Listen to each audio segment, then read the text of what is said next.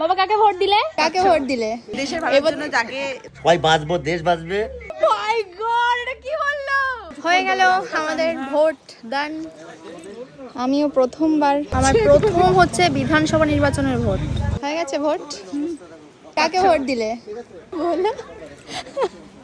বলো কাকে? দেশের ভালোর জন্য যাকে দরকার তাকে দিয়েছি। এবার তো বলো কাকে ভোট দিয়েছো? কেউ বলেনি।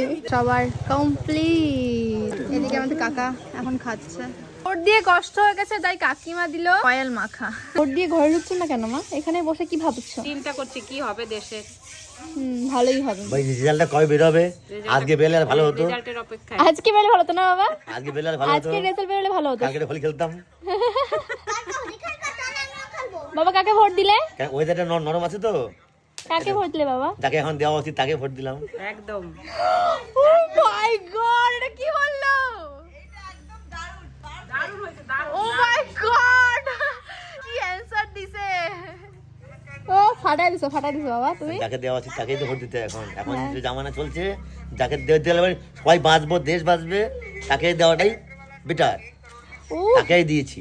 আলাদাই, তোমাকে পরের বার ভোটে দরকার বাবা।